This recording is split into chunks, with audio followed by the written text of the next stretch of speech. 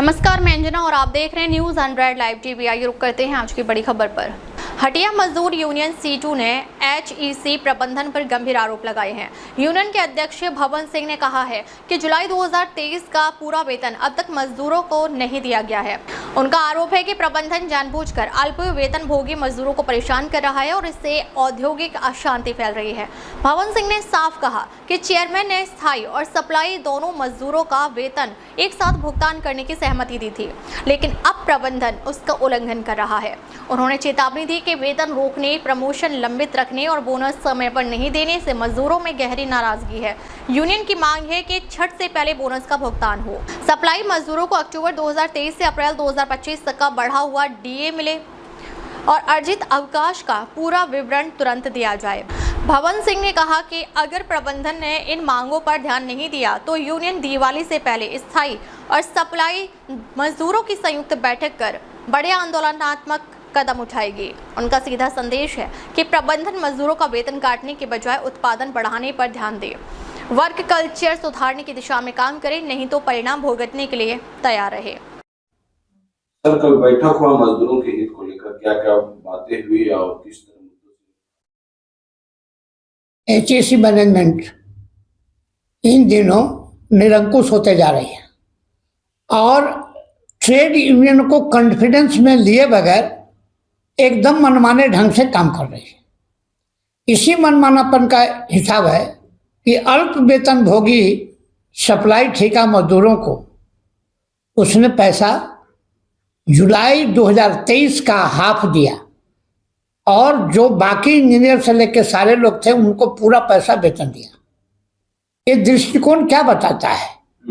और जब वो लोग आंदोलन में कूदे हुए हैं तो और उसमें आग में घी का काम किया और आंदोलन जो शांत था वो आंदोलन को फिर से उचालू करा रहा है। इसका मतलब होता है कि HEC में इनकी नाकामयाबी मजदूर को भड़का करके और अपना उल्लू सीधा करना है ताकि श्रम अशांति बने रहे, हमारा सब पाप छिप जाए। नंबर 1।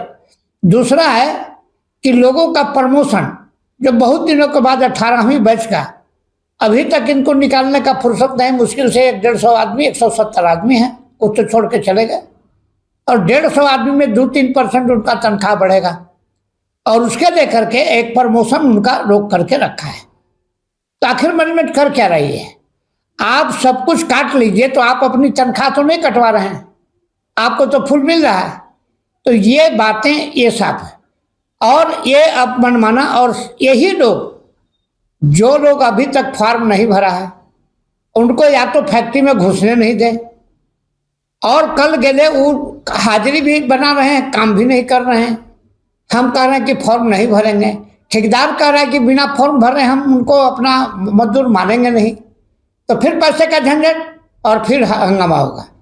परमानेंट मजदूरों के लिए बोनस का जो सवाल है और DA जो बढ़ करके 23 से अप्रैल का DA मिला हुआ है, 23 अक्टूबर से लेकर के ये 2 साल होने जा रहा है।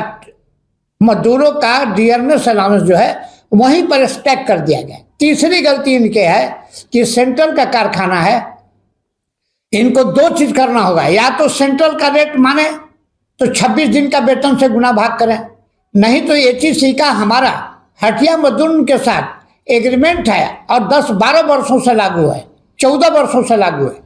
आप उसको वायलेट कैसे कर रहे हैं? रिवार्ड एग्रीमेंट जो भी है उसको आप वायलेट नहीं कर सकते। ये जानबूझ करके प्रबंधन ये बात नहीं कि नहीं जानती है, ये यही चाहती है कि सारे लोग हंगामा करें और हमें कहें कि इनके वजह से कारखाना बंद हो गया और फिर टीवी अखबार में लिखे कि यहाँ का लीडर दोषी है, यहाँ का मजदूर दोषी है। ये उंगली करने का काम कर रहे हैं। इसका मतलब है कि इनका सरकार से इशारा है और मोदी सरकार जो 23-24 में बंद करने का जो दिया था, इसके बाद बीजेपी कार्यालय पर हम लोगों ने घेराव किया तो देखा कि यहाँ पूरा हंगामा अस्त व्यस्त हो जाएगा। इसके बाद बंद करने का इरादा को स्टॉप कर दिया। बंद करने के इरादा को स्टॉप करके अभी कह रहा है कि जियो या मरो, अपने बल पर चलो। अब इनको जॉब लाना चाहिए, वर्कर की संख्या बढ़ गई और जो लोग इनडिसिप्लिन है उनको डिसिप्लिन में लाइए। कारखाने का अनुशासन नहीं रहेगा, जो जिसका मन आएगा करेंगे। आपने सप्लाई संघर्ष समिति के साथ एक एग्रीमेंट कर लिया, तो एग्रीमेंट किया तो उसको सख्ती से लागू करवाइए, और नहीं लागू करता है तो उससे आपको क्या रिश्तेदारी है? क्यों सढ़ुआरे जोड़े हुए हैं? क्यों उसको हित बनाए हुए हैं? क्यों आदिवासी गैर आदिवासी का फीलिंग कर रहे हैं?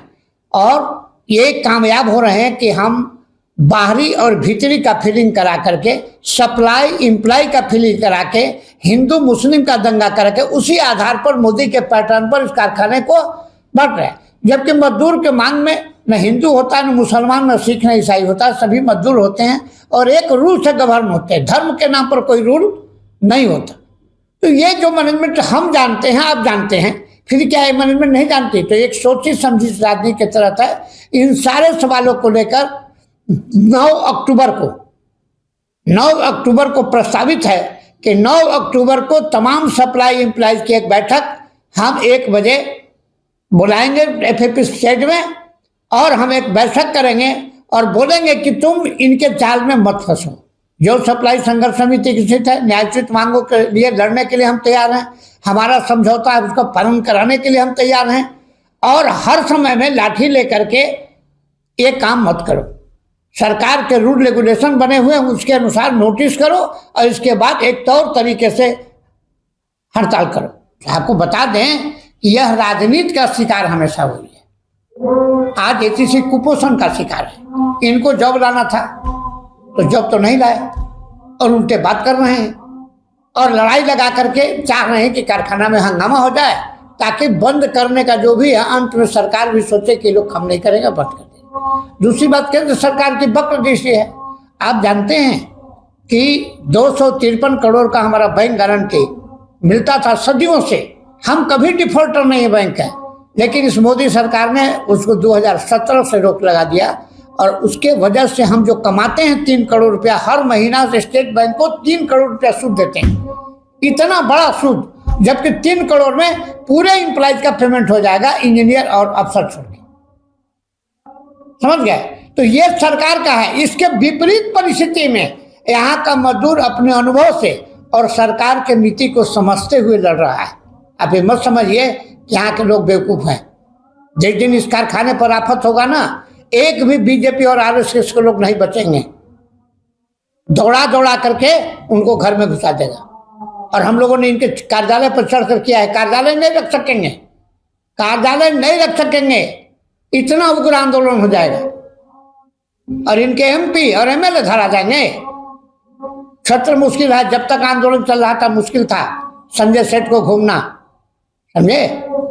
हम लोग तेवर के हैं। अब मजदूर जब अपने मान से निकलता है ना तो शेर की गति होती है, और जब तक वो कमरे में बंद रहता है तो बिलाई की तरह इधर उधर छटपट हाथ मारता है, लेकिन जब वो बिलाई शेर बनती है तो गला टिकती है। क्या लगता है सरकार आपस में विभाजन का प्रयास कर रही है?